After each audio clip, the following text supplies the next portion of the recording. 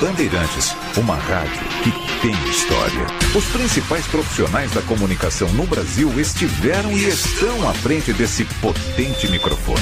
Temos lastro e continuamos avançando, abrindo espaço para as novas gerações, revelando talentos. Entre o jornalismo analítico, investigativo, de opinião, de prestação de serviço, ficamos com tudo. Equilíbrio e precisão ao reportar os fatos. Cobertura esportiva balanceada entre o de boa e o debate.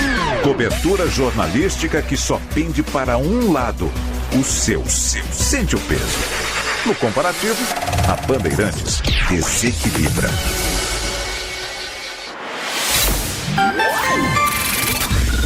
Manhã Bandeirantes. Oferecimento Recap, Sindicato dos Postos de Combustíveis de Campinas e Região. Acesse recap.org.br. E Família Gianni, da nossa família para sua família. 10 da manhã, 2 minutos. Um ótimo dia para você que está na Rádio Bandeirantes Campinas, sempre com muita informação, opinião e prestação de serviços. Até agora você ficou na companhia do Jornal Gente. Amanhã tem mais, 8 horas da manhã, também na tela da Band News TV. E a partir de agora e até às 11h30 da manhã, eu, Heitor Fredo, convido você a estar conosco para saber o que acontece na região metropolitana de Campinas, os principais assuntos do interior de São Paulo, do nosso estado e equipes espalhadas pelo Brasil e pelo mundo. Num dia em que começa em instantes o conclave, há a previsão, inclusive, de que às 11h30 da manhã os cardeais façam a primeira votação, expectativa ali até umas 3 da tarde da primeira fumaça saindo da Capela Sistina. Não sabemos se fumaça branca, fumaça preta. Normalmente, dificilmente na primeira votação já se tem a escolha do novo Papa. Mas a Bandeirantes vai acompanhar de perto toda essa movimentação. Daqui a pouco tem reportagem também sobre esse assunto dentro desta edição do Manhã Bandeirantes que você acompanha pelo FM 85.7. Muito bom dia a você que está conosco também pelas plataformas digitais do Grupo Bandeirantes de Comunicação. Você ouve a ARB pelo FM 85.7, pelo aplicativo Band Play, com todo o conteúdo do Grupo Bandeirantes na palma da sua mão.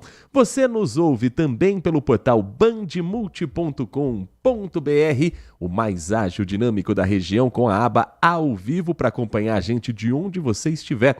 Além dos outros portais e outros caminhos para você acompanhar também a ARB, o Rádiosnet, por exemplo, uma enorme audiência para a Rádio Bandeirantes Campinas. E para quem gosta do rádio moderno, rádio com imagens, a nossa transmissão já está iniciada em youtube.com/Rádio Bandeirantes Campinas. Você pode se inscrever, fazer parte da nossa comunidade e, uma vez inscrito, deixar o seu comentário ali também na nossa caixa de mensagens no nosso chat ao vivo, youtube.com/Rádio Bandeirantes Campinas. Direto dos estúdios no Jardim São Gabriel, dentro do Complexo de Comunicação João Jorge Saad, falamos ao vivo com os trabalhos técnicos na mesa de som com o Leandro Lopes, na central técnica o Danilo Capucci e a coordenação do Gil Kleber. Começando o nosso giro de notícias, orientando o motorista que está pelas estradas, avenidas, ruas da nossa região metropolitana. Olha, uma quarta-feira, hoje dia 7 de maio de 2025, com muita neblina no corredor Dom Pedro I, já nas primeiras horas do dia, num trecho longo entre Atibaia e Jacareí.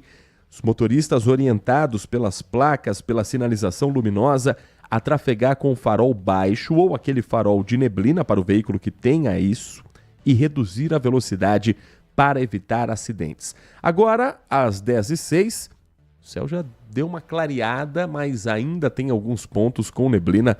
Numa manhã que não está fria, propriamente dita, mas as temperaturas estão mais com a cara de outono. Agora, em outros pontos do corredor Dom Pedro I, alguns acidentes foram registrados. Um desses acidentes, uma dessas colisões, ainda provoca a interdição de um trecho da rodovia perimetral para quem está em Itatiba e sai da perimetral ASP 081 para a Luciano Consolini, que é a ASP 063.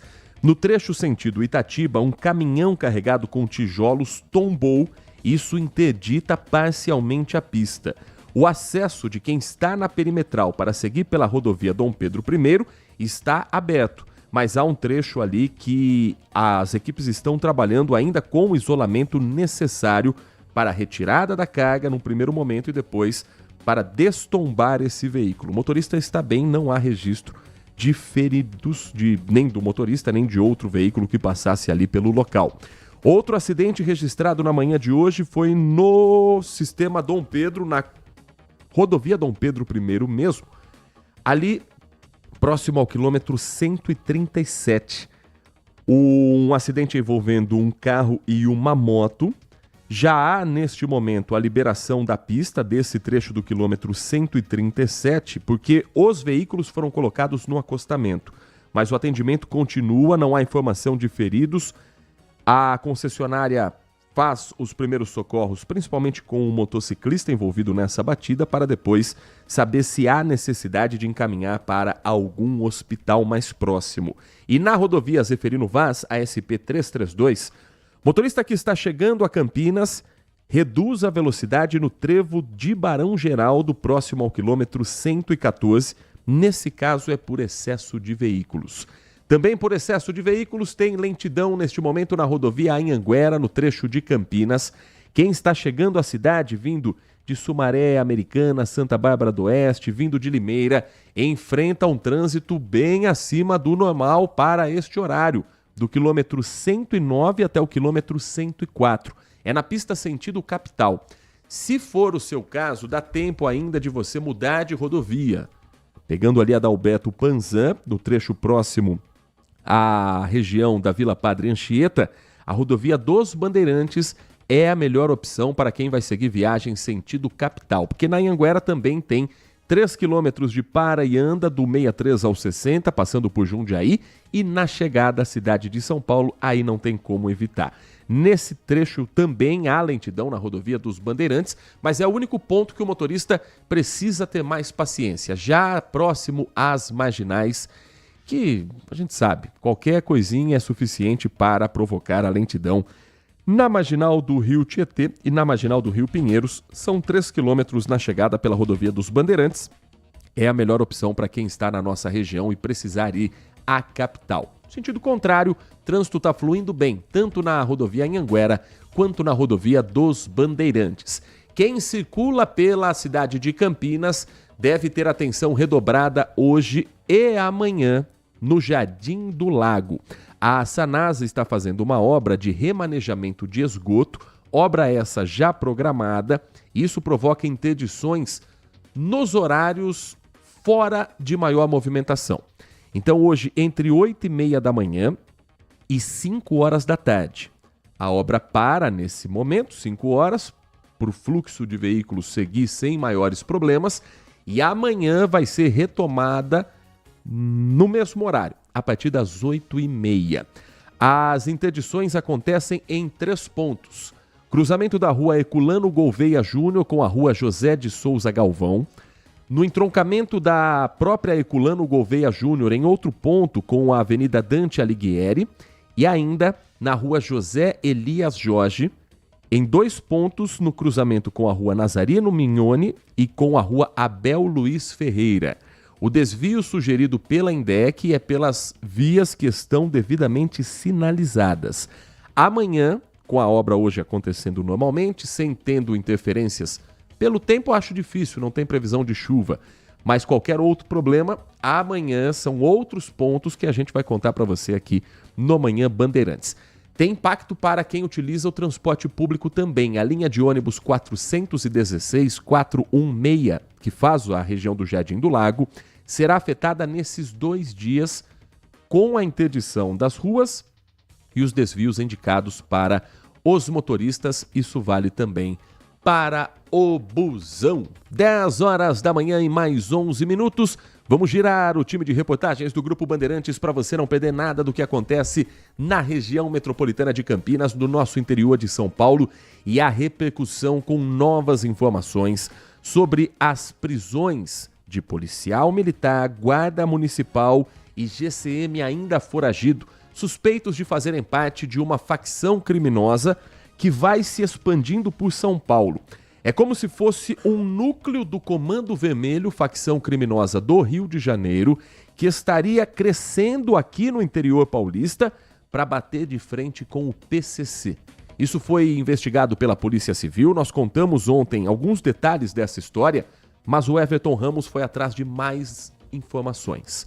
E ele traz uma reportagem mostrando algumas ações que aconteceram nos últimos meses ou casos mais recentes, até do ano passado, também tem ligação com essa disputa por território entre a facção paulista e um núcleo da facção fluminense. Criminosos. Encapuzados e armados com fuzis, eles vão em direção a um homem. Repare que uma mulher e uma criança estavam com a vítima, que corre para dentro do mercado. O circuito interno mostra a reação dos funcionários do estabelecimento. Assustados, eles percebem a ação. Na sequência, a vítima entra em meio aos disparos e é perseguida pelos autores. Cristiano Rodrigues da Conceição, de 47 anos, foi executado a tiros de fuzil. Os criminosos fogem dali em um carro onde um comparsa aguardava. O crime aconteceu nesse mercadinho aqui em Rio Claro no dia 30 de dezembro do ano passado. Segundo a polícia, o Cristiano era membro do PCC e teria sido morto pela organização criminosa desmantelada esta semana, que era aliada ao Comando Vermelho. O objetivo seria expandir o domínio da principal facção criminosa do Rio de Janeiro entre as cidades de Leme, Araras e Rio Claro. A chamada Rota Caipira para o crime organizado, conhecida pela posição estratégica para armazenamento de drogas e armas. Roubos, tráfico de drogas, associação para o tráfico, homicídios que ocorrem em praça pública, sempre com um armamento sofisticado, e os alvos frequentemente são membros da facção paulista. A imagem frisada mostra o olhar de um dos assassinos de Cristiano e que, segundo a polícia, seria um dos presos na operação realizada na última segunda-feira. 2 homens estão foragidos. Um seria chefe do esquema e o outro guarda municipal em Araras. Até o momento, 2 policiais militares, um ex-PM, um guarda municipal e mais 6 pessoas foram presas por envolvimento na organização. Mandados de busca foram cumpridos nas cidades de Leme e Araras. A Polícia Civil de Limeira, à frente das investigações, busca identificar outros envolvidos e todos os crimes pelos quais a organização estaria por trás. 10 da manhã, 14 minutos. Voltamos a falar sobre a investigação do desvio de verbas públicas destinada à pesquisa no Instituto de Biologia da Unicamp por meio da FUNCAMP, a Fundação de Desenvolvimento da Universidade Estadual de Campinas. O Ministério Público de São Paulo acusa a Unicamp de omissão nessa história. O órgão afirma ainda que professores participaram desse esquema fraudulento, que vem com uma investigação do período de 2013 até o ano passado, 2024. A universidade e o ex-reitor Antônio José de Almeida Meireles negam as acusações e alegam que aguardavam o resultado das investigações do Ministério Público para decidir sobre a instauração de uma nova sindicância interna. No despacho do inquérito civil, que foi publicado no dia 30 de abril, o Ministério Público solicitou à defesa de uma funcionária acusada de liderar o esquema o envio de registros telefônicos e conversas com outros funcionários da mesma área e o prazo estipulado de 15 dias para essas informações chegarem. A reitoria foi requisitada a identificação e qualificação completa dos servidores do Instituto de Biologia que atuavam na prestação de contas à FAPESP, prazo também de 30 dias. A Unicamp recebeu a manifestação do Ministério Público na tarde de anteontem, segunda-feira, com a apresentação de novos indícios sobre o caso e o pedido de uma sindicância administrativa para ser aberta. Isso vai ser avaliado pela universidade no prazo de 30 dias que foi concedido para essa resposta. O ex-reitor da Unicamp, Antônio José de Almeida Meirelles, afirma que não houve qualquer negligência sobre o caso durante o mandato dele.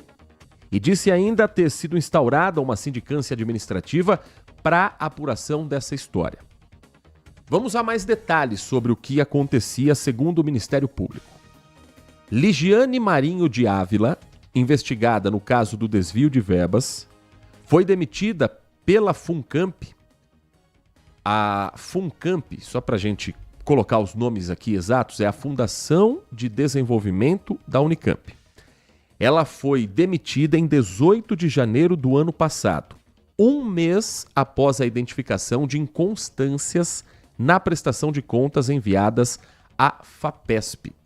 FAPESP também, para a gente não se perder na sopa de letrinhas, é a Fundação de Amparo à Pesquisa do Estado de São Paulo, uma instituição pública ligada à Secretaria de Desenvolvimento Econômico, Ciência, Tecnologia e Inovação do Governo do Estado de São Paulo, que, portanto, envia essas verbas para o desenvolvimento de pesquisas. Houve, portanto, desligamento um mês depois da inconsistência na prestação de contas. Ela era proprietária de uma empresa de prestação de contas, de prestação de serviços, desde 2018 e incluía notas fiscais dessa e de outras duas empresas, além de recibos que, segundo o Ministério Público, são forjados na prestação de contas dos docentes da Unicamp. Também teria, segundo o Ministério Público, realizado transferências diretas de dinheiro para a própria conta bancária. O Ministério Público afirma haver fortes indícios de envolvimento de professores do Instituto de Biologia. No parecer, há trechos de conversas por WhatsApp e capturas de tela do celular de Ligiane com docentes do Instituto de Biologia e fornecedores. Segundo o órgão, o Ministério Público, ela tinha acesso a cartões e senhas bancárias fornecidos por pesquisadores, o que configura negligência por parte da universidade. Desde a demissão dessa servidora, acredita-se que a funcionária tenha deixado o país. O ex-reitor da Unicamp afirma que só tomou conhecimento em março desse ano da oitiva de Ligiane, que foi realizada pelo Ministério Público. Além do MP, a FAPESP também acusa a ex-funcionária da Unicamp de integrar o esquema. A equipe de jornalismo do Grupo Bandeirantes de Campinas entrou em contato com a defesa de Ligiane, mas ainda não obtivemos retorno. O espaço segue aberto também aqui na Rádio Bandeirantes para essa manifestação. O Ministério Público afirmou que a universidade, caso não instaurasse uma nova investigação sobre o caso a partir de tudo que já está divulgado, poderia abstratamente configurar em 2 crimes. O primeiro deles de prevaricação, que é você retardar ou deixar de praticar um ato de ofício para satisfazer algum interesse ou sentimento pessoal, com detenção entre 3 meses a 1 ano pelo Código Penal. E o segundo crime seria a condescendência criminosa, que é deixar um funcionário, por indulgência de responsabilidade, subordinado que cometeu uma infração no exercício do cargo, não levar o fato às autoridades competentes. Agora, o que diz a Unicamp em si? A Universidade Estadual de Campinas nega as acusações de omissão feitas pelo Ministério Público, afirma que apurou os fatos internamente por meio de uma sindicância administrativa, vários servidores teriam sido ouvidos, documentos analisados durante o processo, que foi encerrado, segundo a nota enviada pela Unicamp, com recomendações para aprimoramento dos escritórios de apoio e arquivamento do caso. A universidade afirma ainda que a competência dela se limita à esfera disciplinar e que até a última manifestação do então reitor, em 16 de abril, não tinham provas que justificassem a abertura de um novo processo de sindicância mais específico. A Unicamp aguardaria o andamento do inquérito policial, das ações judiciais em curso, para aí sim fazer uma nova avaliação do que seria feito internamente. Agora, falando em números, a Fundação de Amparo à Pesquisa do Estado de São Paulo identificou, de 2013 a 2024, um desvio de 5 milhões de reais em verbas destinadas a pesquisas na Unicamp. 3 pesquisadores foram condenados a devolver. No caso de um deles, 43.900, no caso do segundo, 31 mil e no terceiro, 242 mil reais. Outros 2 condenados optaram pela devolução do dinheiro em forma de impostos, o que já aconteceu. 10h21, tem muita história ainda para rolar nessa investigação do Ministério Público junto à Universidade Estadual de Campinas e a gente não vai deixar o caso cair no esquecimento. Às 10h22, o nosso repórter Edilson Júnior traz agora uma outra atualização que envolve também o Ministério Público aqui no interior paulista. Cidade de Sorocaba. Uma das obras mais badaladas, divulgadas nos últimos tempos na cidade de Sorocaba pelo prefeito Rodrigo Manga, um pré-candidato ao governo de São Paulo, foi a chamada Prainha, que fica no Parque Porto das Águas. Durante o feriado prolongado agora, de 1º de maio, um menino de 13 anos morreu afogado enquanto nadava com o irmão, também adolescente, um pouco mais velho. O irmão mais velho foi resgatado por pessoas que passavam ali pela prainha e ele sobreviveu. O garoto de 13 anos, infelizmente, não teve a mesma sorte. E o Ministério Público pediu a interdição ou recomendou a interdição da prainha, que não tinha no momento do afogamento nenhum profissional para resgate e salva-vidas. O que diz a Prefeitura a respeito dessa recomendação do Ministério Público? E por que não tinha um profissional ali para atender quem estivesse precisando em um local público, em um local que está em todas as propagandas da cidade, mas que, segundo o Ministério Público, se não tiver a segurança devida e se não tiver o apoio à população, o amparo para quem precisa, não pode ficar aberto. Edilson Júnior é o repórter a partir de agora. A Prefeitura de Sorocaba recebeu nesta terça-feira um pedido do promotor público Jorge Marum, que pede a interdição da prainha do Porto das Águas, até que seja garantida a segurança dos banhistas. Essa medida foi tomada após a morte por afogamento de um adolescente na última sexta-feira. Andrei da Paz Marândola, que tinha 13 anos, teria ultrapassado a faixa de segurança que delimita o acesso dos banhistas. O irmão da vítima quase se afogou e foi salvo por banhistas.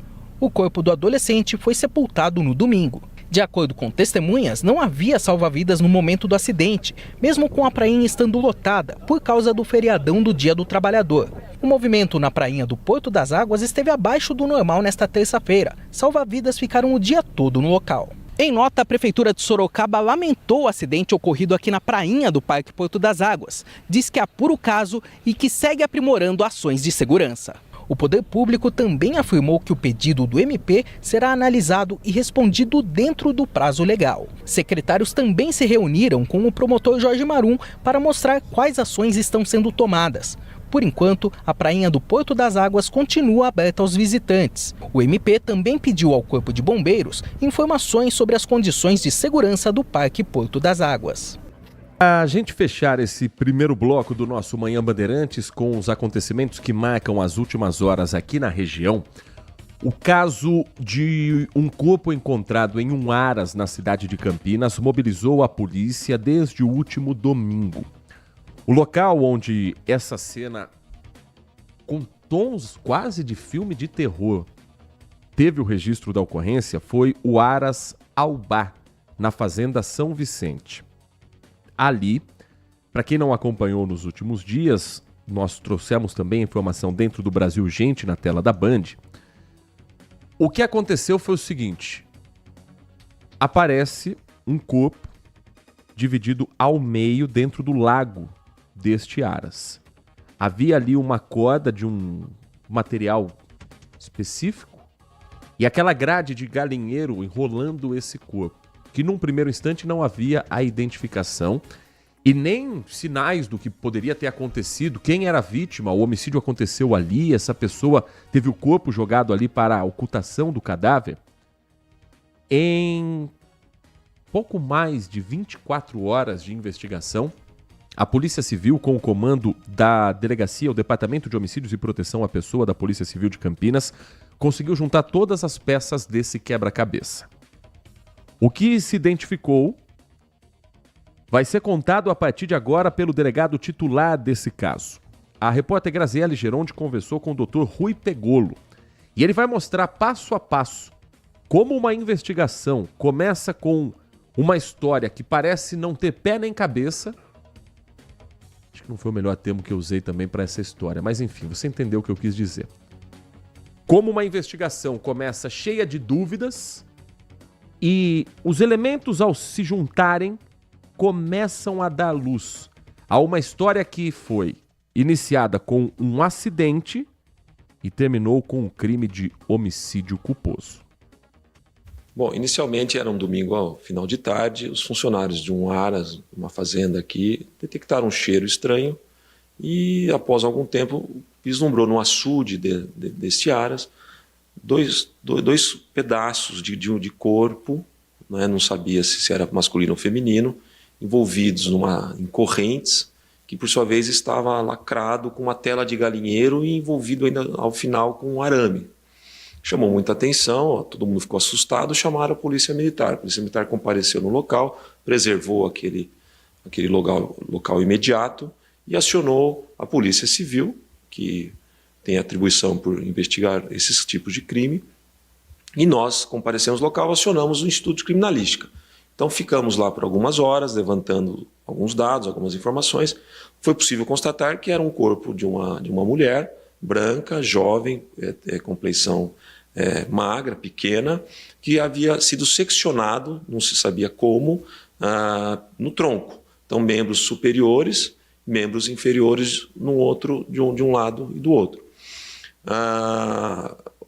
Fizemos o registro, foi registrado como homicídio doloso em razão daquela morte violenta. O corpo foi encaminhado para o ML no dia seguinte. Eu compareci no exame necroscópico, acompanhei a perícia. E ao final do dia, ontem à tarde, nós retornamos até o local do crime com luz solar para tentar imaginar o que poderia ter acontecido, já que aquele local era vigiado. Tem câmeras, tem muros, tem portão, tudo eletronicamente muito bem vigiado. Da onde então partimos de uma suspeita de que algum funcionário pudesse ter algum envolvimento nesse crime. Onde, para nossa surpresa, diligenciando no interior, com a anuência do proprietário do local, nos deparamos com um veículo de um segurança danificado, muito danificado na frente, inclusive com vestígios de sangue. Então nós preservamos esse local, acionamos a perícia, já que ele narrava para os colegas de profissão que ele havia atropelado há uma semana 2 capivaras na rodovia. Mas aquele dano no veículo era incompatível com capivara. Chamou a atenção. Então nós preservamos aquele local, acionamos a perícia novamente e lá os peritos constataram, pelo um exame feito no local, que aquele sangue era humano. Então ele, sem muita alternativa, chamou pelo proprietário e acabou por confessar que no dia 27 de abril, na noite, ele havia atropelado uma moça na rodovia Anguera, nas proximidades ali do Jardim Olina. Em razão do estresse que ele passou, daquele atropelamento, que segundo ele não foi intencional, ele então conduziu o carro, mesmo danificado, até o interior do local de trabalho dele, e lá ele ocultou por uns 2 dias, na lavanderia, as partes do corpo em sacos plásticos, e aí ele teve a ideia de ocultar o cadáver no açude do local onde ele trabalha. Para isso ele teria comprado correntes, imaginando que o peso da corrente iria deixar o corpo submerso. Ele comprou tela de galinheiro, comprou arames e fez praticamente 2 pacotes dos membros superiores e inferiores, e na quarta-feira de madrugada ele colocou esses cadáveres, essas partes desse corpo no açude. E o que ele não esperava é que esse corpo, com o início da putrefação, com a produção de gases, que esse corpo fosse emergir. E, de fato, esse corpo emergiu entre sábado e domingo, produzindo mau cheiro, chamou a atenção dos funcionários, que aí chamou a polícia. Então... E, doutor, quando ele deu alguma explicação do porquê ele não parou para para ver o que tinha acontecido, socorrer essa mulher? Ele foi bastante indagado sobre isso. Ele falou que ele ficou num estado de violenta emoção, que ele perdeu os sentidos, perdeu a razão, o que o fez somente dirigir o carro até o local seguro, que segundo ele era... Mas a polícia era a empresa dele, onde ele trabalha. Mas a polícia não está muito satisfeita com essa versão. Nós estamos levantando testemunhas que teriam visto esse atropelamento, que teriam presenciado esse atropelamento, para corroborar se a versão dele é compatível ou não, não é? Porque era de se esperar de um homem médio que numa situação dessa que pare o carro, acione a polícia rodoviária, ligue o 90, enfim, que preste socorro, mesmo em que pese a situação daquele acidente, não teria muito efeito qualquer tipo de socorro, pela secção total do corpo. Enfim, razão pela qual ele vai responder por esses crimes. Quais crimes? Inicialmente foi registrado homicídio doloso, mas a polícia entende que houve um homicídio culposo na direção de veículo automotor, cuja pena varia de 2 a 4 anos, concomitante, somando-se as penas, a ocultação de cadáver, cuja pena varia de 1 a 3 anos de reclusão. Então, em resumo, para a Polícia Civil, não houve nenhum homicídio doloso, o caso está esclarecido, nós dependemos somente de alguns laudos periciais, laudo do IML, laudo do encontro do cadáver, laudo da coleta de vestígios de sangue no carro, para que a gente possa somar todas essas evidências, essas provas, corroboradas com os elementos testemunhais que nós temos, para aí sim apresentar um relatório final ao Poder Judiciário. E quando ele chegou no Aras e ele decidiu ocultar o corpo, teve algum motivo, doutor, para essa decisão de fazer a ocultação do corpo? Ele revela que fez tudo isso sozinho, tá? Havia uma suspeita da polícia que ele pudesse ter sido ajudado por alguém. Câmeras de monitoramento, das quais ele fazia, era o serviço dele, captaram ele chegando no imóvel, no Aras, abrindo e ele realmente estava sozinho. O carro estava, o motor soltando muita fumaça em razão dos danos produzidos no motor, no radiador. Então a história dele foi compatível. Quando ele chega na casa, ele se depara, segundo ele, a versão dele, ele se depara com o corpo seccionado e até então não havia batido nenhum arrependimento nele. Ele decide por ocultar aquele cadáver e tentar dar um fim para que ele não respondesse por nenhum crime. Leia-se, por nenhum homicídio culposo. Então daí ele narra que a ideia partiu dele mesmo, ninguém o incentivou, ninguém o auxiliou, e ele deu detalhes de onde ele comprou a corrente, que ele imaginou que a corrente fosse suficiente o peso dela para deixar o corpo submerso. Ele fez um levantamento de quantos metros media aquele açude. Ele tentou se desfazer do carro, ele tentou ocultar o veículo dele, ele tentou enterrar o veículo dele no interior da fazenda. Enfim, ele praticou algumas manobras para não se autoincriminar, o que é um pouco comum quando você não tem uma premeditação de um crime. Isso está na linha comum de atuação de pessoas que acabam incorrendo num crime sem ter premeditado. Então, para a polícia não é nenhuma surpresa, isso é um pouco esperado. E cada conduta dele vai deixando mais vestígios ainda, o que facilitou o trabalho da polícia. Esse é o Dr. Rui Pegolo, delegado titular do DHPP, o Departamento de Homicídios e Proteção à Pessoa da Polícia Civil de Campinas, falando do esclarecimento do caso do corpo encontrado dentro de um Aras que fica na Fazenda São Vicente, o Aras Aubá. Segundo o próprio delegado mostrou, os responsáveis pelo Aras colaboraram desde o início com a investigação, também eram interessados em saber como foi parar ali o corpo desta mulher, que foi identificada através do trabalho de papiloscopia, que é o uso das impressões digitais. A partir do que foi coletado no corpo da vítima, foi possível casar com as informações dos bancos de dados do estado de São Paulo, tendo o RG, tem a impressão digital no sistema, e ali se identificou que é uma mulher de 40 anos que morava próximo à rodovia Anhanguera, ali nos arredores do Jardim Eulina, justamente onde o atropelamento aconteceu e onde o responsável por esse homicídio culposo tentou disfarçar dizendo que havia atropelado uma capivara, quando na verdade ele estava carregando o corpo dessa vítima dentro da própria caçamba do veículo. História forte, história marcante, mas história agora concluída por parte da Polícia Civil, às 10 horas e 36 minutos. Nós vamos para um rápido intervalo. Na volta, Nós vamos trazer os destaques da política nesta quarta-feira, porque ontem a Câmara dos Deputados aprovou o projeto de lei para aumentar de 513 para 531 o número de deputados em Brasília. E hoje, o Senado tem uma outra votação importante. O projeto de lei para acabar com a reeleição no país, para cargos do Executivo. Só que o mesmo projeto prevê um aumento de mandato de prefeitos, vereadores, de prefeitos, governadores, presidente da República, vice-presidente da República e um aumento de mandato para os senadores.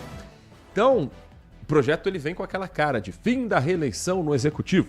Só que tem ali, nas linhas mais miúdas, um aumento do mandato de 8 para 10 anos no Senado Federal. A gente vai falar sobre ele e outros destaques também com a Nath Luquezzi logo depois do intervalo. Manhã Bandeirantes. Agora, notícias da hora com as notícias locais, nacionais e internacionais, direto da redação da Rádio Bandeirantes. O Dia das Mães é celebrado no próximo domingo, dia 11 de maio, e é a data mais importante do calendário para o setor de flores aqui no Brasil. Ela representa 16% do volume anual de vendas. No Ciaflor, uma das centrais de distribuição de flores em Olambra, as encomendas para o Dia das Mães já estão sendo despachadas. De acordo com a organização, devem sair diariamente da central 2.000 caminhões carregados com flores até sexta-feira para abastecer todo o país. As rosas e orquídeas seguem liderando as vendas nesta ocasião especial, mas os consumidores têm escolhido opções menores, práticas e mais econômicas, como pequenos vasinhos de plantas. Para esse ano, o clima quente registrado nos primeiros meses impactou na produção e atrapalhou na programação dos produtores, já que houve uma queda de 10% na quantidade final de flores para a data. Essas perdas resultaram em um aumento no preço das flores, principalmente das orquídeas, que podem estar até 30% mais caras.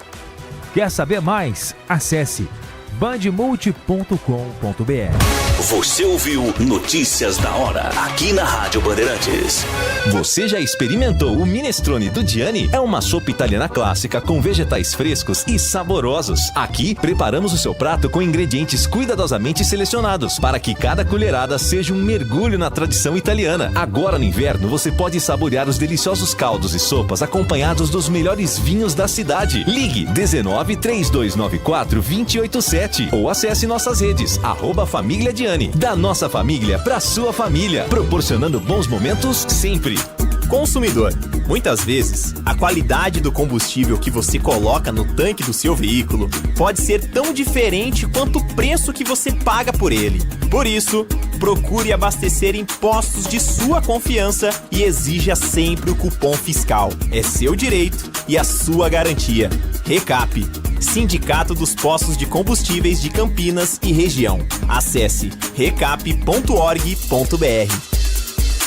A MZ Esportes chega para fazer história com a Track and Field Experience Running, etapa Joaquim Egídio. No dia 18 de maio, a Fazenda Santa Margarida será palco dessa corrida inédita, com percursos de 5, 10 e 15 quilômetros, cercados pela natureza. Uma experiência única, com estrutura completa e atividades para toda a família, com food trucks, massagens, gravação de tempo de prova na medalha, flash, tatu e muito mais. Não fique de fora. Baixe o app TF Esportes ou acesse tfesportes.com.br. Inscreva-se. Manhã Bandeirantes.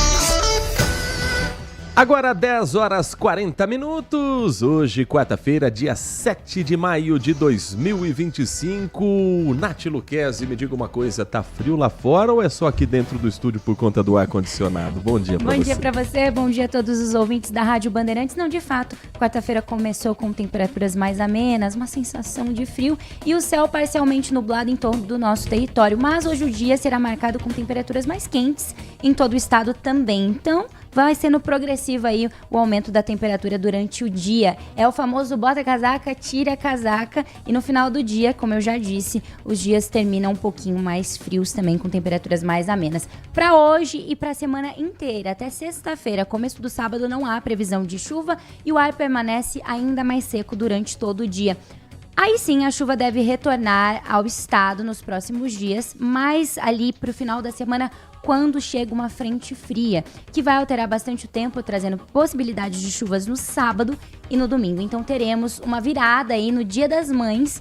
Então sábado será novamente um dia quente, sol aparecendo, mas a chegada da frente fria traz pancadas de chuva sim, que poderão ocorrer à tarde e à noite de sábado. Já no domingo pode chover o dia todo, já que a frente fria avança ainda mais ali para a área do Rio de Janeiro, entrando sobre o estado de São Paulo logo em seguida. Então chuvinha no Dia das Mães. Lembrando que esse período de virada de tempo, de mudanças bruscas de temperatura, mexem demais com o nosso corpo.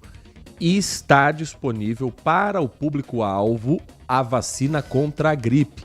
Ela está gratuitamente liberada em todos os centros de saúde da cidade.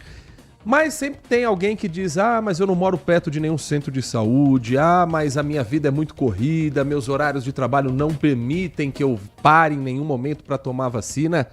Se esse é o seu problema, ele está resolvido. Pelo menos numa ação que acontece hoje, Nath. Exatamente, ainda mais você que vai comprar o presente de Dia das Mães em algum dos shoppings aqui pela cidade. Pois é, a Secretaria de Saúde de Campinas realiza a partir desta quarta-feira, dia 7 de maio, uma ação especial de vacinação em 4 shoppings da cidade. O objetivo dessa iniciativa é ampliar mesmo a cobertura contra a gripe para os grupos considerados prioritários, mas também serão ofertadas doses para proteção contra outras doenças, conforme indicação de cada público. Então já anota aí, os shoppings escolhidos foram Parque das Bandeiras, Unimart Campinas Shopping e Shopping Mix. Então, Parque das Bandeiras, Unimart, Campinas Shopping e Shopping Mix. Essa programação de vacinação nos shoppings vai até o dia 10 e a agenda de cada local também já está disponível. Lembrando os grupos prioritários de vacinação contra a gripe, que são os idosos de 60 ou mais, crianças de 6 a 5 anos, gestantes, puérperas, pessoas com doenças crônicas, povos indígenas, quilombolas, pessoas em situação de ruas, entre outras. Então essa é mais uma iniciativa aí para ampliar o acesso às vacinas no calendário nacional de imunização e uma oportunidade para você atualizar o esquema vacinal caso seja necessário. 10h43. Vamos girar a participação do nosso ouvinte que está conosco nesta quarta-feira aqui no Manhã Bandeirantes, agradecendo ao Eduardo Moraes da Vila Padre Anchieta. Falávamos agora há pouco sobre a sugestão, recomendação, pelo menos por enquanto, do Ministério Público de Sorocaba para o fechamento da prainha que foi recentemente inaugurada, onde na sexta-feira, na emenda do feriado prolongado, um adolescente de 13 anos morreu afogado. E ele diz, o que seria aprimorar ações de segurança quando não se tem o básico do básico, que é um salva-vidas na beira da prainha para atender os banhistas? Pois é, esse é um ponto interessante levantado pelo Eduardo Moraes. Agora, pelo menos dessa vez, né, Eduardo? O prefeito de Sorocaba não alegou que é perseguição política, que é porque ele está crescendo nas pesquisas. Estamos falando da morte de uma criança, um menino de 13 anos, que morreu afogado no Parque Porto das Águas e que não havia nenhum profissional de resgate, nenhum salva-vidas ali naquele momento para prestar os primeiros socorros. Mensagem de áudio chegando, nós compartilhamos com você. Bom dia, Heitor. Bom dia. Tudo bem? Aqui é o Cícero do Jardim Aurélio. Oi, Cícero. Heitor, ontem eu vi o debate da Band, na comemoração do aniversário da Band. Segurança, né? E um secretário, acho que era um secretário, falou que o governador está fazendo umas coisas aí para melhorar os crimes, né? O roubo de celular. Mas isso aí é enxugar gelo, né? Na minha opinião, isso aí é enxugar gelo, porque prende hoje, inclusive ele falou, né? Prende hoje, amanhã tá solto. Prenderam um cara roubando celular, disse que 2 dias depois ele estava no mesmo lugar roubando celular. Então, é um negócio complicado, rapaz. Esse negócio de câmera aí, isso é tudo gastar dinheiro à toa. Câmara não vai resolver nada. O que vai resolver é mudar a lei mesmo, entendeu? Pôr lei pesada para esses bandidos, para essa bandidagem aí.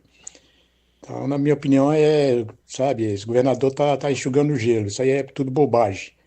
Tem que mudar a lei.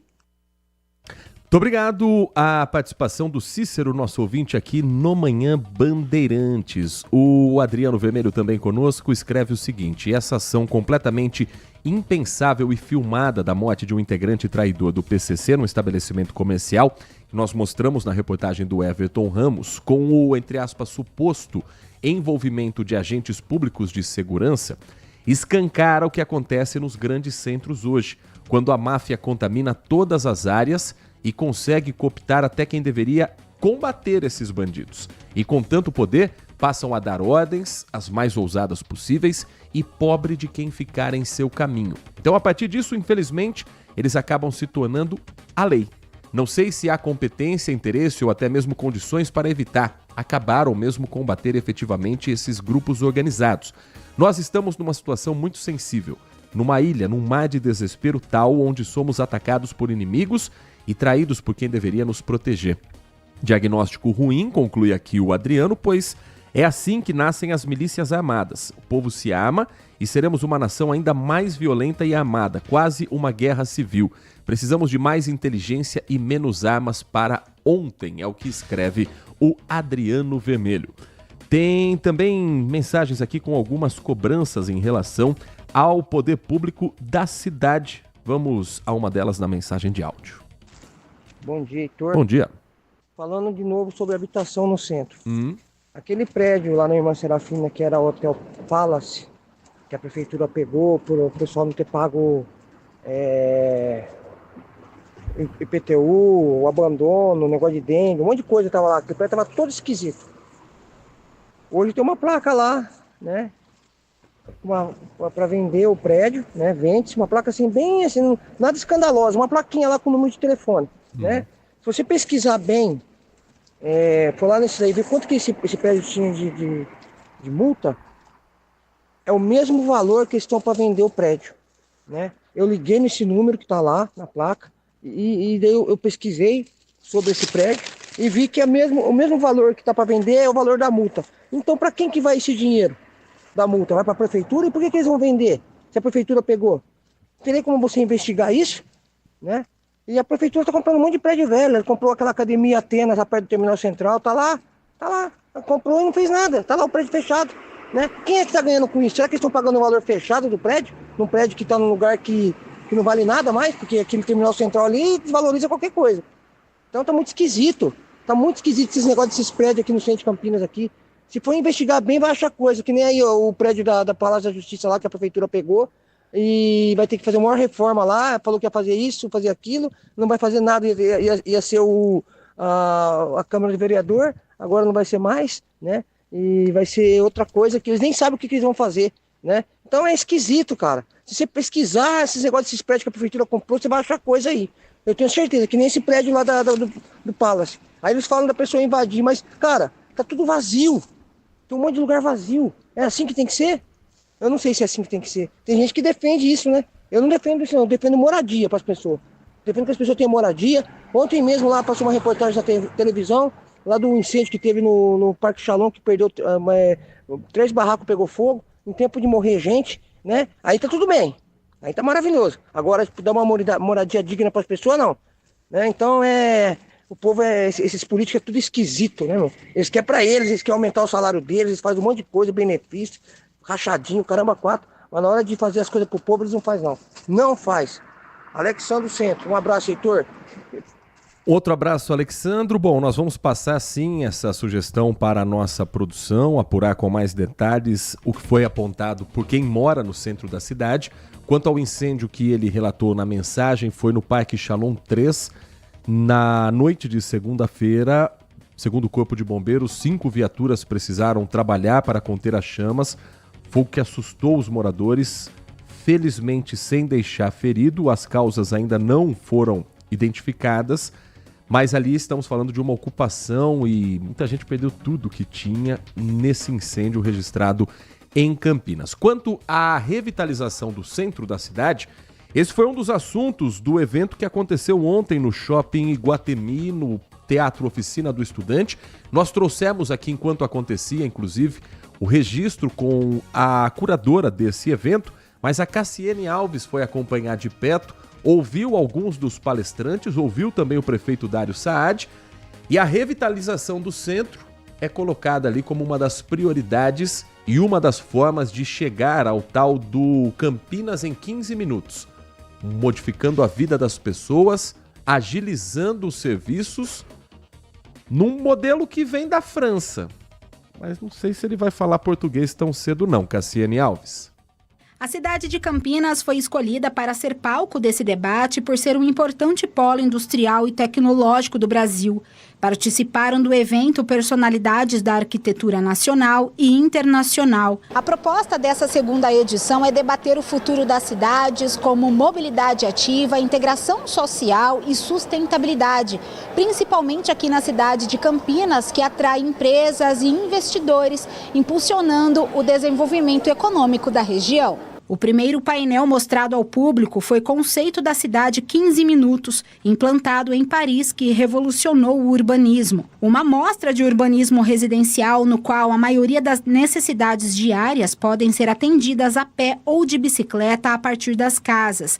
A justificativa para implantar esse modelo é a redução dos deslocamentos dos moradores, promovendo uma comunidade mais sustentável. Além de melhorar a qualidade de vida, reduz consideravelmente a emissão de carbono. Para o coordenador do Arque Futuro, o debate é fundamental para discutir mecanismos e estratégias para tornar as periferias mais dinâmicas e autônomas. Trazer essa discussão para Campinas, que é uma cidade que tem um programa de resiliência climática muito consistente e que também está discutindo a revitalização do seu centro, oportuno para que nós façamos uma reflexão e uma troca importante sobre os desafios do futuro das cidades.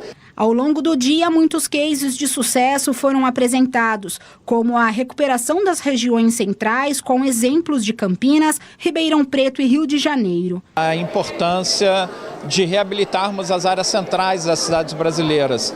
Nós temos um modelo de urbanização no Brasil que é um modelo ainda de expansão das cidades.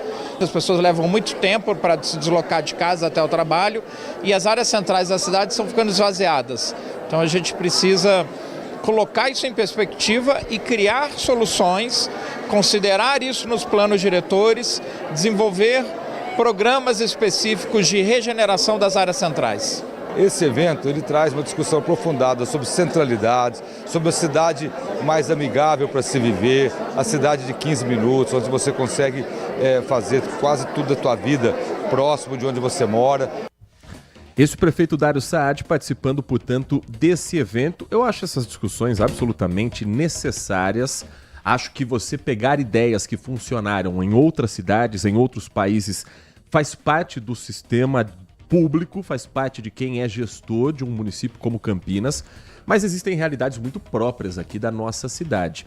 O conceito, por exemplo, de 15 minutos, eu não sou arquiteto, não sou urbanista, mas eu conheço um pouco, principalmente das periferias aqui de Campinas.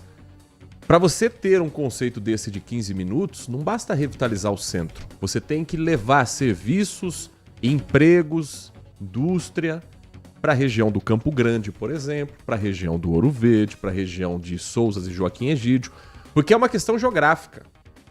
Quem mora no Campo Grande, quem trabalha no centro, é impossível, a menos que use um helicóptero ou um teletransporte que ainda não existe pela ciência, chegar em 15 minutos na região central onde a pessoa trabalha, ou que seja no Cambuí, no Taquaral, enfim. Em bairros centralizados e em bairros de classe média alta, isso já existe. Quem mora no Cambuí tem tudo no Cambuí. Trabalha por ali no escritório, faz compras ali, usa academia por ali, o lazer é por ali. Agora, quando você abre um mapa de Campinas e vê a complexidade que é administrar essa cidade, você vê que esse conceito dos 15 minutos exige que tudo esteja naquela mesma região. E estamos falando de distritos grandes. A Vila Padre Anchieta, o distrito de Aparecidinha, por exemplo, é uma cidade. Mas muita gente depende de um deslocamento, seja de ônibus ou seja de carro particular, que passa pela rodovia Anhanguera, ou seja, a rodovia vira quase uma avenida dentro da cidade.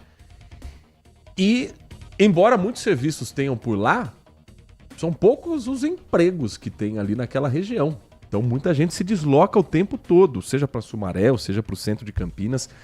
Então, existem muitas ideias que são ótimas, mas que funcionam bem em Paris, em Lisboa, até pela questão geográfica, pelas condições da cidade. Uma cidade toda interligada por metrô, países interligados por trens, então o deslocamento é diferente. Nós vivemos num país do tamanho de um continente e numa cidade que é gigante e espaçada. Campinas não é só o centro e a região mais nobre. Campinas é extremamente ampla e complexa. Tirando as cidades no entorno também, né? Que muitas pessoas acabam tendo que vir usar, trabalhar, até mesmo pro lazer. Então é de uma complexidade muito grande. A gente estava comentando aqui o Campo Grande. O Campo Grande é bem distante daqui. Teve uma vez que eu demorei quase 2 horas de carro, imagina, de ônibus, em horário de pico para chegar até o Campo Grande. Então, de fato, imagina uma pessoa que trabalha todos os dias pro lado de cá, mais perto do centro, que tenha que se deslocar todo santo dia, pela manhã, à noite. Essa pessoa não consegue ter lazer, não consegue ter bem-estar, não consegue ter tempo com a família para estudar, para nada que ela queira fazer, além de trabalhar. E a gente precisa ter outras coisas, ter outros braços, outros equilíbrios na nossa vida. Então, é uma discussão muito importante, mas a gente tem que olhar para essa camada também da população. A Fátima Andrade escreve pra gente, desejando bom dia a toda a nossa equipe, que sobre a revitalização em Campinas, será que não temos profissionais capazes para realizar esse processo, que conheçam a realidade local? Acho que temos sim, eu acho que muita coisa está sendo feita. Por exemplo, quando você tem o corredor do BRT, que tem as suas críticas, que teve o seu prazo mais lento, mas ele aí funciona. Quem mora nas regiões onde estão instaladas as principais praças do BRT, diz que agilizou demais a vida das pessoas.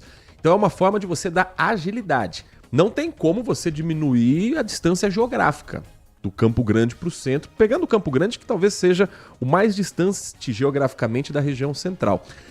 Agora, quando você revitaliza o centro, você melhora as condições desse local, desde que, e aí voltamos ao ponto que o Alexandro destacou, os prédios por ali também sejam ocupados por moradores. Não adianta você ter um monte de prédio no centro, tem vários fechados que estão ali, sabe-se lá, de especulação, ou com problemas de dívidas atrasadas.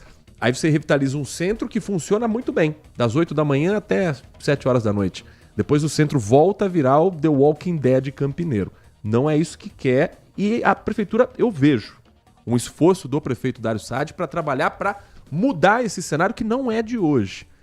Mas não é fácil, é algo extremamente complexo. Vai muito além de você fazer uma reforma em uma ou outra avenida. Vai de você reocupar o centro. E aí eu acho que o Palácio da Cidade pode ajudar nisso, mas sozinho não vai se resolver. Ah, como resolver então? Se eu soubesse, eu seria o responsável para virar prefeito da cidade. Não tem essa resposta. Nossos governantes que precisam ter projetos concretos para dar essa solução. Agradecendo aqui também ao Cleiton. Bom dia, Heitor e amigos da Bandeirantes. Interessante como os nossos nobres deputados, quando é para aprovar leis que o favoreçam, eles aprovam rapidinho. Impressionante a dedicação. Sabe por quê? Porque ontem foi aprovado na Câmara Municipal o projeto, da Câmara Federal, perdão. Daqui a pouco a gente vai falar da Câmara de Campinas também, que a gente acompanha bem de perto esse trabalho. Mas em Brasília, os deputados ontem votaram primeiro a urgência, porque sim, é urgente esse assunto, e depois votaram o projeto em si, aprovando uma ampliação do número de deputados federais, de 513 para 531. A Natália Passi vai contar pra gente um pouco mais desses bastidores dessa aprovação. Eles não tiveram pressa para acabar a sessão não, viu? Ela se estendeu até tarde da noite, porque não, questão importantíssima para o Brasil. E vai contar agora qual é o próximo caminho antes de se tornar lei esse assunto lá em Brasília. Natália. A proposta, que agora vai para análise do Senado, aumenta de 513 para 531 o número de cadeiras na Câmara. São 18 vagas a mais que já valeriam a partir das eleições do ano que vem. A direção-geral da Câmara aponta que essa mudança pode causar um impacto anual de quase 65 milhões de reais. A discussão começou depois que o Supremo Tribunal Federal determinou a revisão, até o fim de junho, do número de parlamentares por estado Estado. Essa análise deve levar em conta o censo de 2022, mantendo o atual número de deputados. Assim, estados que tiveram redução populacional vão perder espaço. Esse projeto aprovado causa um efeito cascata, já que o tamanho das bancadas na Câmara também influencia a composição de cada Assembleia Legislativa dos estados. Isso porque a Constituição define o número de deputados estaduais com relação às bancadas federais. Se a mudança não for aprovada pelo Congresso até o prazo dado pelo STF, vai caber ao Tribunal Superior Eleitoral resolver o impasse. É com vocês. Bom, essa conta que já é um valor expressivo de 60 e tantos milhões de reais por ano, leva em consideração o salário do deputado, mas não leva, por exemplo, em consideração as emendas parlamentares. A conta é muito mais alta do que a Câmara está desenhando aqui. Inclusive, o jornalista do Grupo Bandeirantes, Rodrigo Orengo, ele fez alguns desses cálculos na nossa programação, e inclusive na Rádio Band News FM, e a conta, como eu disse, ela vai além desses valores. Ele calcula 64 milhões de reais por mês, porque o deputado não é só o salário. O deputado é verba de gabinete, é verba parlamentar para gerir ali os funcionários, é verba de terno, é auxílio moradia. Deputado também é o custo da emenda que o orçamento vai ter que pagar para o que ele indicar. Agora, como foi a votação em si? O placar foi de 270 votos a favor, 207 votos contra. Vamos dar uma olhada como foram os deputados aqui do estado de São Paulo, principalmente os da nossa região, como é que eles votaram?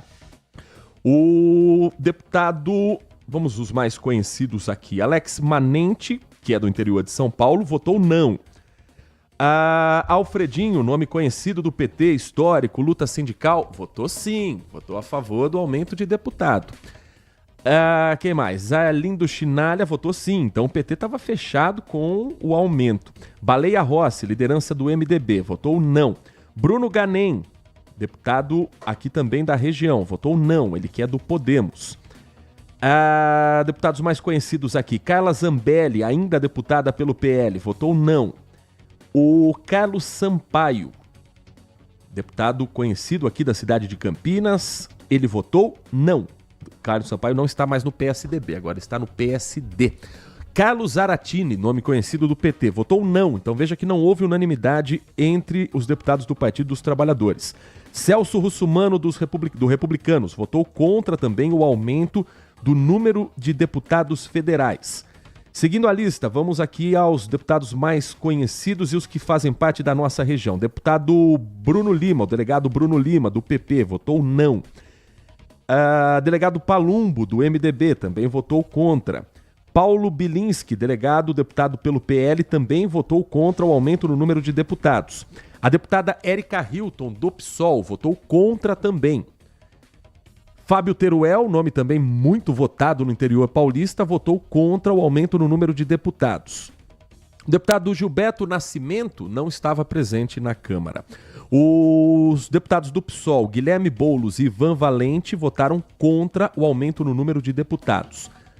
Quem mais? Vamos seguir a lista aqui. Olha, veja como não houve unanimidade no PT. Gilmar Tato, um dos principais nomes, liderança na capital paulista, votou contra. Jonas Donizete, deputado ex-prefeito de Campinas do PSB, votou contra o aumento do número de deputados. O mesmo vale para Kim Kataguiri, deputado do União Brasil. Luísa Erundina, ex-prefeita de São Paulo, deputada pelo PSOL.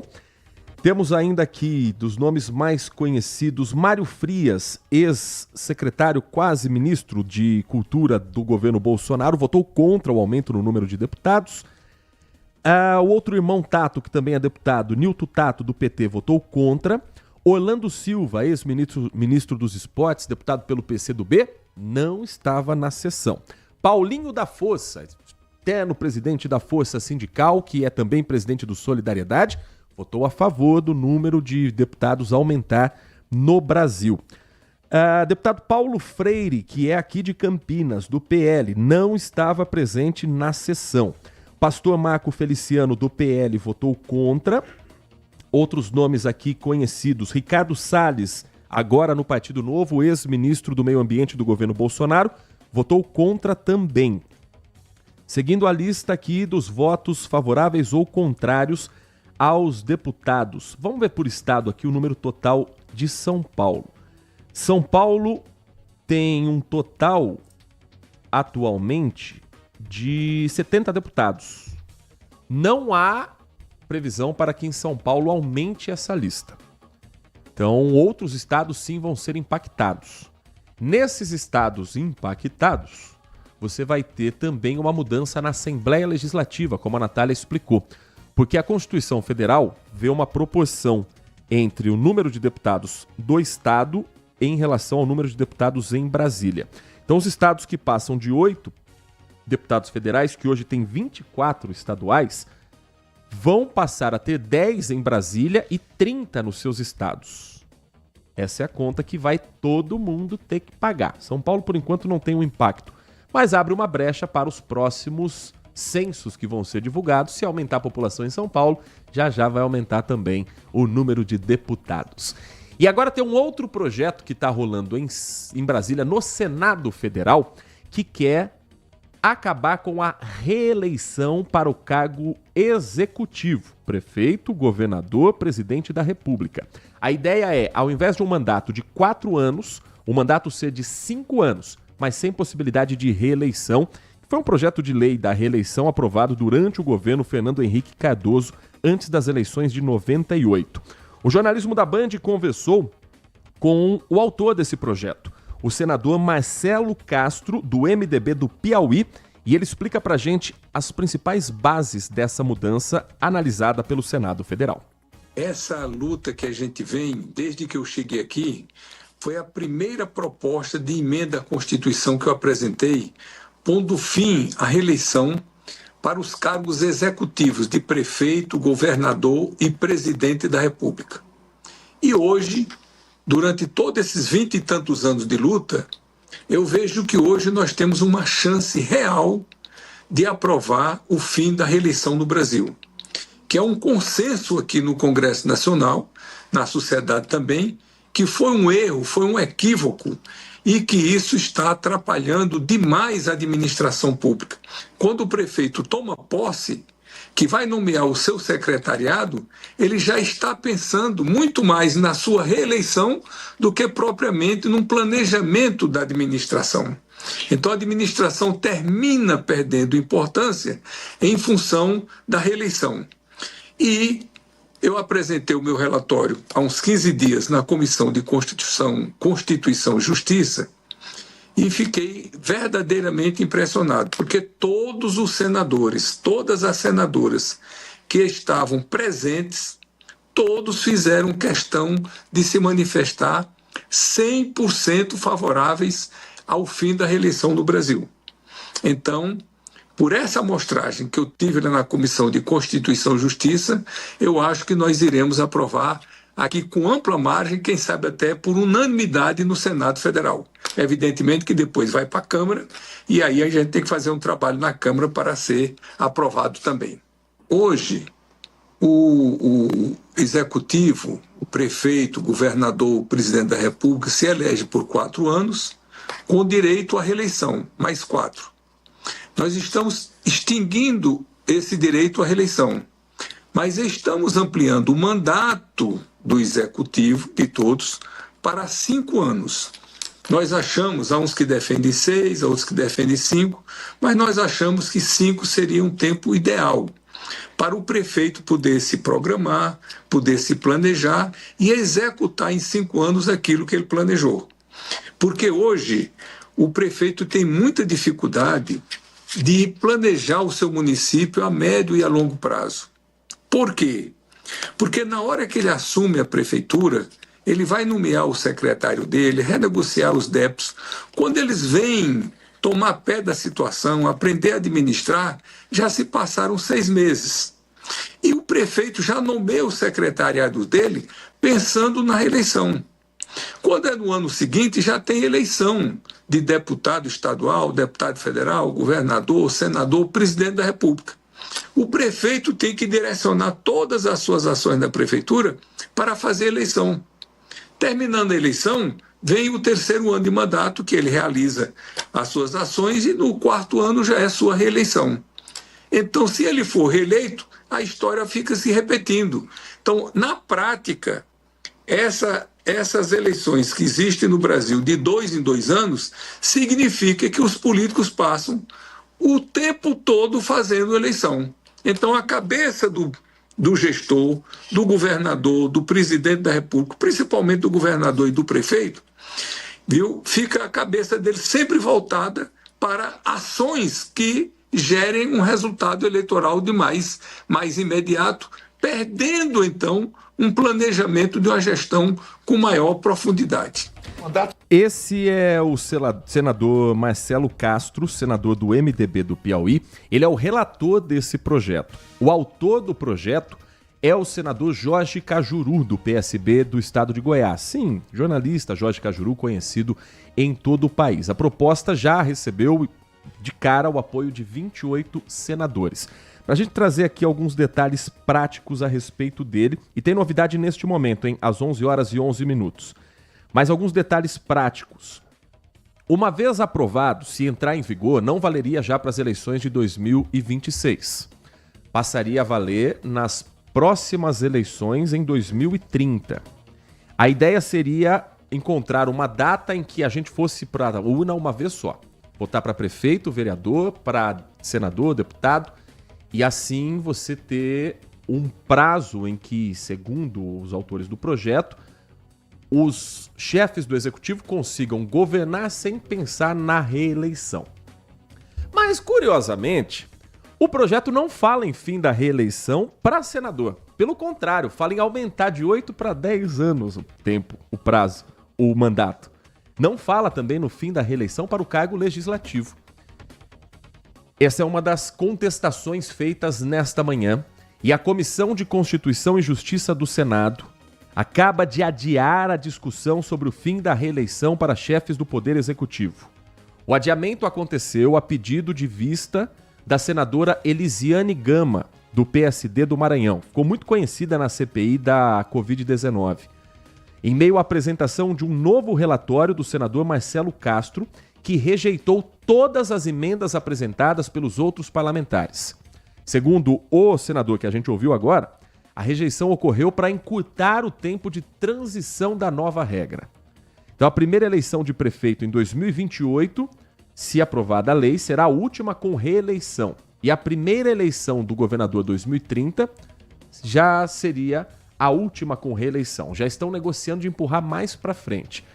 Em outro trecho do relatório, o senador apontou essa possibilidade que eu falei de aumentar para 10 anos o mandato de senador. Hoje já são 8.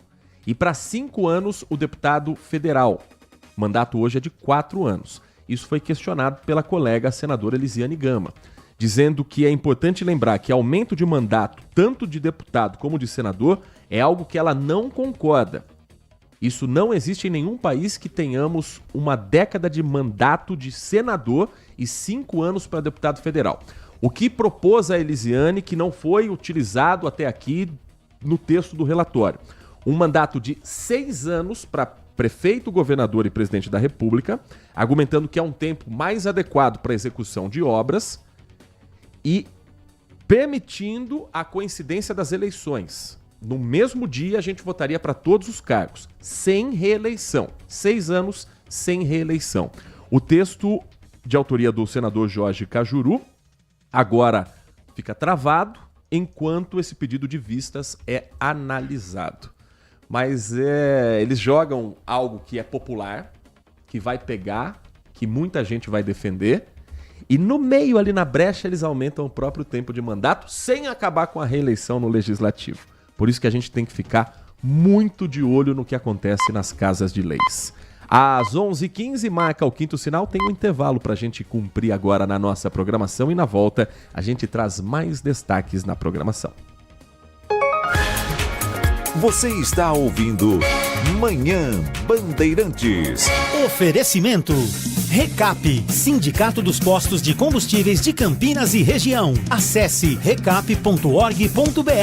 E Família Gianni, da nossa família para sua família. Agora, notícias da hora com as notícias locais, nacionais e internacionais, direto da redação da Rádio Bandeirantes.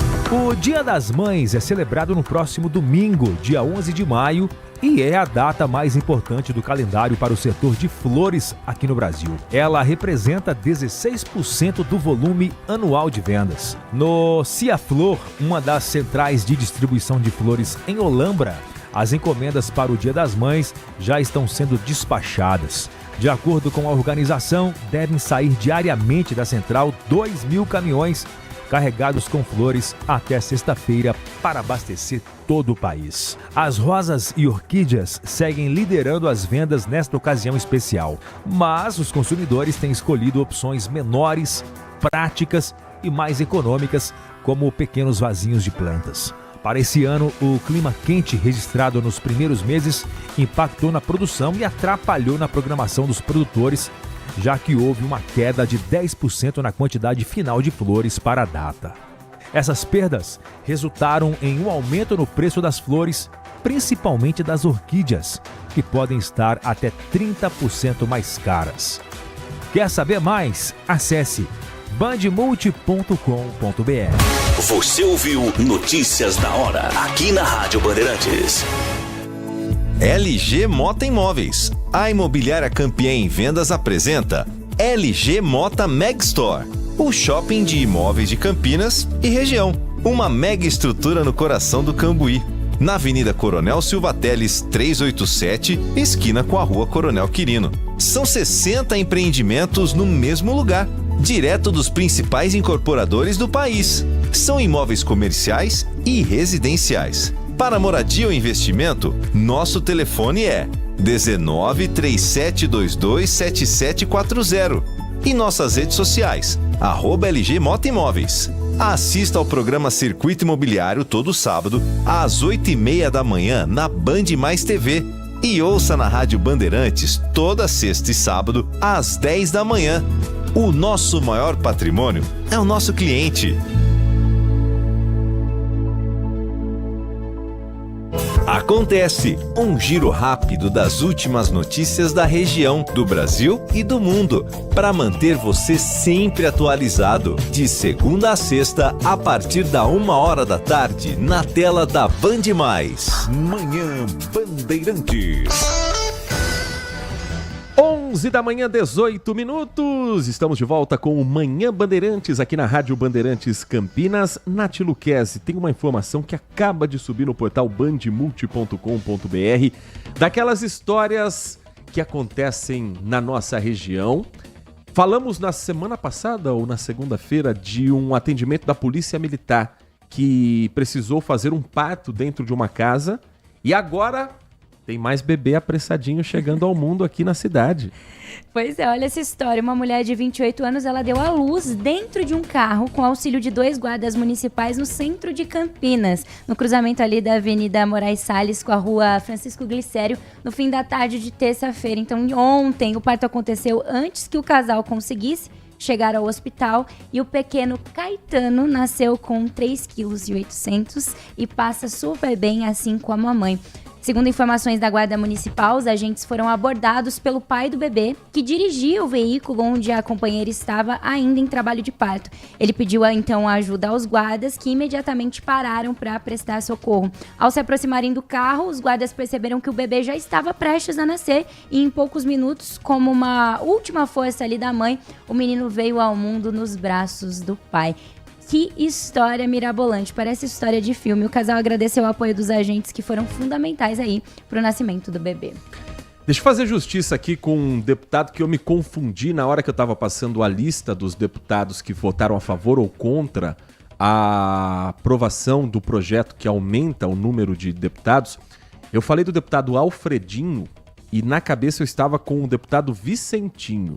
Vicentinho votou contra, assim como também da lista que faltou aqui dos nomes mais conhecidos, Rosângela Moro, esposa do ex-juiz Sérgio Moro, Sâmia Bonfim, do PSOL, Rui Falcão, por muitos anos presidente do PT em São Paulo, Tabata Amaral, todos eles votaram contra. O vereador Tiririca, deputado Tiririca, votou a favor do aumento de vagas na Câmara Federal. Então, para a gente passar um cenário mais completo aqui da nossa área aqui, do nosso estado de São Paulo.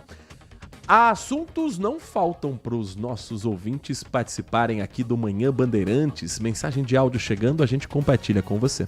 Bom dia a todos, Bom dia. DJ Ale. Vitor Fredo, eu resolvi trocar o áudio porque é importante, né, o final da reeleição. Eu sou favorável nessa questão do final da reeleição da seguinte maneira: a pessoa faz o mandato, faz o segundo e acabou.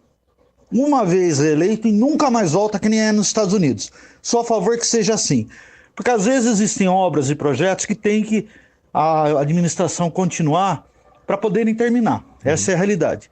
Mas se isso passar, né? Então tem que acontecer que nem o outro projeto dos deputados e senadores a mais. E já acontecer nessa próxima eleição. Porque senão não pode reeleger mais presidente, mas essa vai valer. Aí não. Então não vale as duas coisas ou valem as duas coisas. Você me entendeu? Sim. Isso aí é uma coerência. Aumenta o deputado e senador, os deputados lá, o número de deputados, para outra eleição só, não para essa. Porque não deu tempo, a tal da paridade, né? Um negócio assim. Ou faz as duas coisas ou não. Essa é a minha opinião. Um grande abraço a todos. DJ. Lembrando que isso impactaria também a tentativa de reeleição do governador Tarcísio de Freitas, que já disse claramente que não será candidato à presidência da República. Então impacta para os dois lados, ou seja, os dois lados vão se dar as mãos e pensar no que é melhor para eles politicamente. O Celso Santos do Jardim Carlos Lourenço diz ser a favor do fim da reeleição, mas só para cargos executivos. Os vereadores, deputados e senadores também deveriam estar nesse projeto.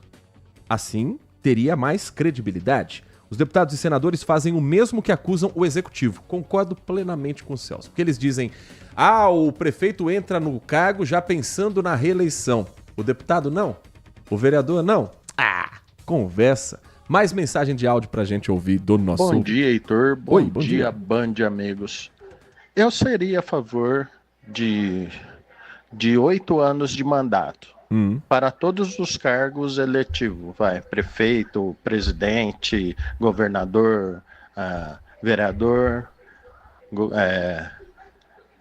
deputado, seria a favor de 8 anos. Mas você foi eleito esses 8 anos, depois você não pode voltar mais ao cargo que você está. Vereador, presidente, nunca mais vai poder voltar a esse cargo. Você vai poder concorrer para outros cargos, mas nesse que você se elegeu não pode mais, depois dos 8 anos. Tandy Negrão. Eu posso, assim, o que eu acho, que no fim não vai mudar nada. Porque se o prefeito, o governador ou o presidente ele for impedido de disputar a próxima eleição para o próximo cargo, ele não vai sair da política. Vai ter um festival de governador saindo do cargo antes da hora para virar candidato a senador, por exemplo. Ou de presidente que vai deixar o cargo, se a eleição for muito longe, tem que esperar, não dá para abrir mão de um presidente da República.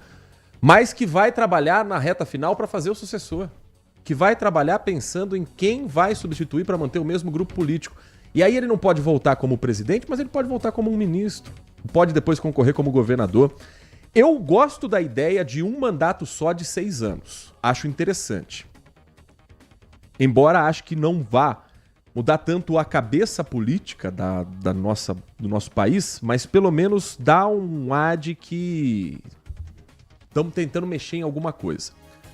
Agora, os deputados e senadores enfiarem ali o jabuti no meio, para eles aumentarem o tempo deles, isso é de uma cara de pau sem tamanho, que também é a cara da nossa política. E eu não gosto da ideia de ser uma eleição só.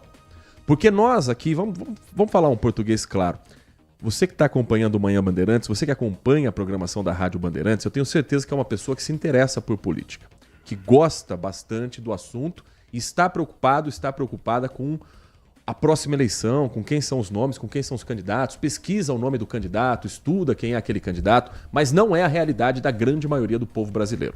Se já é uma confusão explicar qual é a ordem para você votar, primeiro em deputado federal, depois deputado estadual, imagine enfiar mais na eleição ainda prefeito e vereador.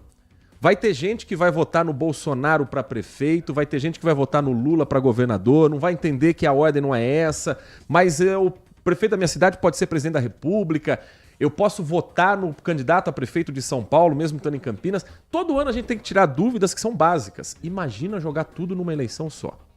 Acho que nós não estamos preparados para um cenário assim, infelizmente. Às 11h25, Nath Lucchesi, temos mais uma informação aí a respeito de um assunto importante para a área da saúde.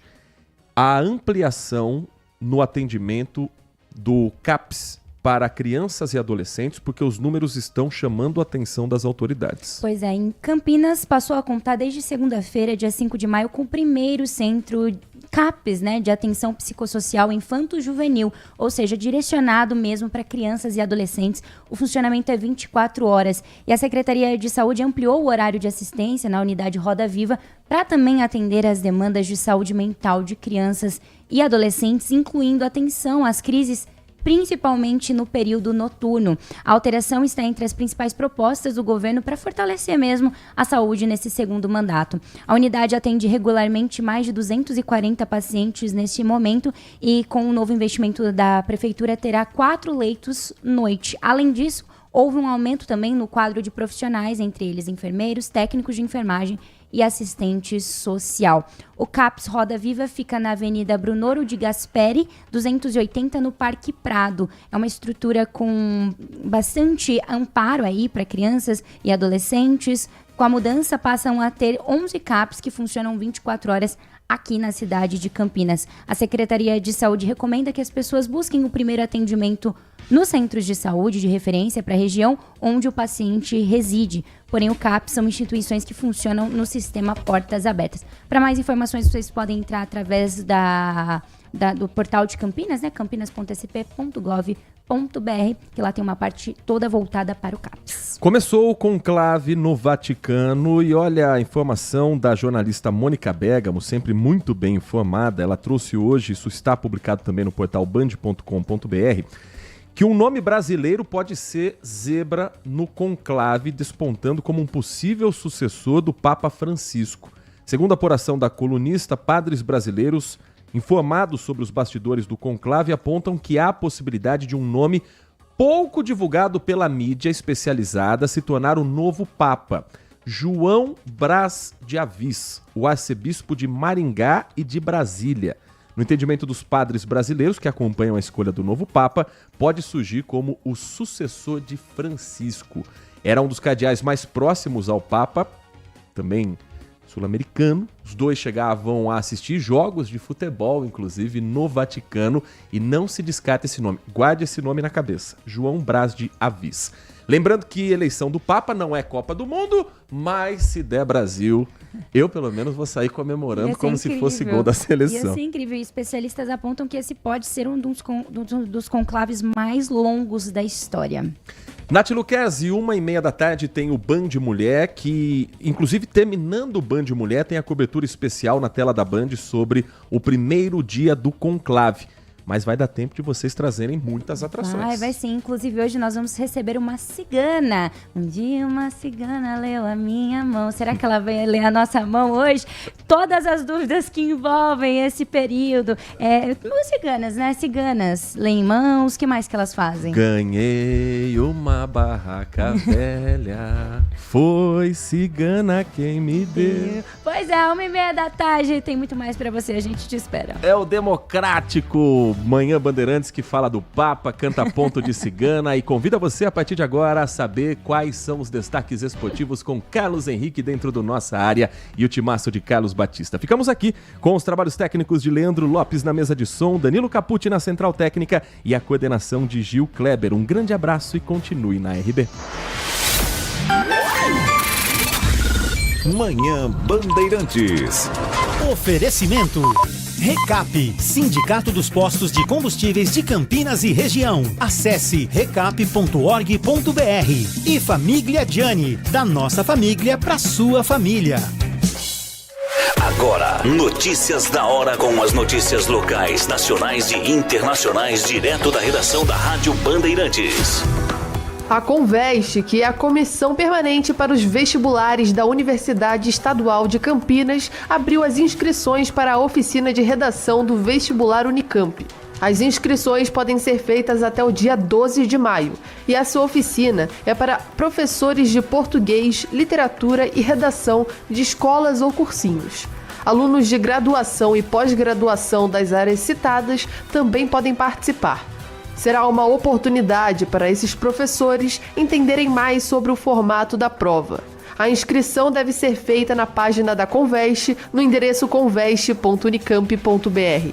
Serão oferecidas 600 vagas e o evento será online no dia 7 de junho, em um sábado, das 9 horas da manhã às 5 horas da tarde. O valor da inscrição é de R$ 30 para professores de escolas particulares e R$ 15 para as demais categorias. Além disso, a Conveste oferece 20 isenções de taxa para os primeiros professores inscritos de cursinhos populares ou comunitários. De Campinas, Bruna Azevedo. Você ouviu Notícias da Hora, aqui na Rádio Bandeirantes. Consumidor, muitas vezes, a qualidade do combustível que você coloca no tanque do seu veículo pode ser tão diferente quanto o preço que você paga por ele. Por isso, procure abastecer em postos de sua confiança e exija sempre o cupom fiscal. É seu direito e a sua garantia. Recap, Sindicato dos Postos de Combustíveis de Campinas e Região. Acesse recap.org.br. Apreciar um bom vinho não é em qualquer lugar que você encontra. No Famiglia Gianni, todas as quintas-feiras, das 19 às 23 horas, você ouve o melhor do jazz. Sem cobrar cover artístico, você pode harmonizar um bom vinho, bons pratos com uma boa música. Tudo isso é entregue em um ambiente acolhedor e muito charmoso. Famiglia Gianni, da nossa família para a sua família. Só no Atacado da Construção Obra Já você encontra os menores preços e as melhores marcas do mercado para sua obra. Aproveite! Kit bacia com caixa acoplada quadra 3 e 6 litros branco Deca por R$ 949,90. E você, ouvinte da Rádio Bandeirantes, fale na loja que ouviu o comercial e ganhe 5% de desconto, exceto em fios, cabos, cimento e vergalhão. Confira ofertas imbatíveis na Rua Padre Bernardo da Silva, 1301 em Campinas. Você invadiu a melhor parte do campo. Nossa área, na Bandeirantes. Oferecimento Desktop,